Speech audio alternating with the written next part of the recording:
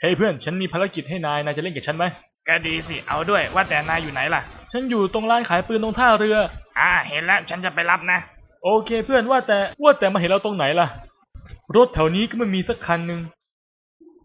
อย่าบอกนะเจ็ดแมวให้เสียงภาษาไทยโดย Hellgate Studio โอ้โหตูดผมนี่มีอารมณ์เลยเฮ้ยเพื่อนขอตังค์หน่อยสิจะเอาไปซื้อปืนไม่แกเอาไปเลยฉันไม่มีตังค์ให้แกหรอกถ้าแกไม่จ่ายแล้วก็ฉันจะฆ่าแกด้วยระเบิดนี่ชิบหายแล้วชิบหายเจ็ดแหม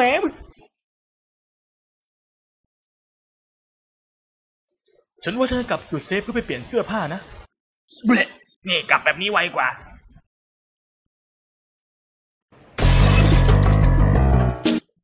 อย่าฆ่าฉันเลยนะอยากได้อะไรเอาไปเลย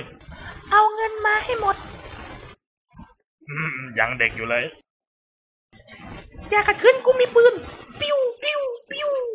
ไม่ได้ขัดขืนอะไรแต่แค่เสียงนายยังดูเด็กอยู่เลยจะได้เงินหรือยังได้แล้วนะเอาไป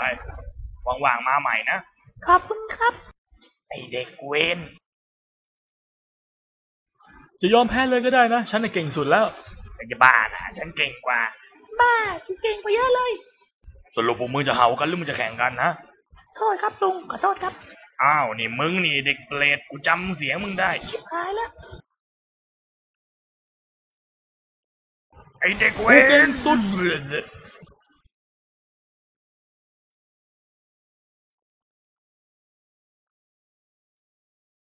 เอาละพวกนายทำได้ดีมากรับเงินและค่าประสบการณ์กันไปเลยว้าวฉันได้แต้มเยอะเลยเพื่อนเอ้ยใช่ฉันก็ได้เหมือนกันตั้ง 3,000 RP โอ้นายนี่เก่งจังเลยนะได้แต้มตั้งเยอะเลยขอบคุณฉันอยากได้แต้มแบบนี้บ้างจังฉันไม่เคยได้แต้มแบบนี้เลยวันๆเจอแต่คนไล่ยิงฉันนี่มันนักขอในตำนานฉันขอสัก1,000 RPได้ไหมฉันว่าเรารีบหนีไปจากที่นี่กันเถอะเดี๋ยวฉันจะไม่ได้ดราม่าชีวิตฉันเลยเฮ้ยเพื่อนมานั่งรถฉันหน่อยไหมฉันซื้อรถมาใหม่ตั้ง$10,000น่ะเจ๋วดีนี่อิจฉาจังเลยมันก็ไม่ได้ยากอะไรขนาดนั้นหรอกแต่ก็ต้องทำเควสวนไปวนมาน่ะเดี๋ยวนะนั่นมันอะไร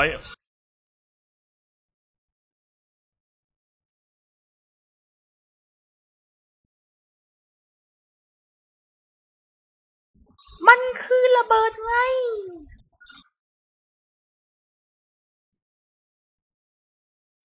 ช้าก่อนรถคันนี้กว่าฉันจะเก็บเงินมาได้นะฉันต้องเล่นเควสเดิมนี่วนไปวนมาตั้ง20 กว่ารอบเลยนะกว่าจะได้ตังค์เยอะขนาดนี้เนี่ยแถมเสียงแตรรถคันนี้ก็เท่มากด้วยล่ะขอร้องละอย่ากดระเบิดนะฉันยอมทุกอย่างแล้วอย่ากดนะ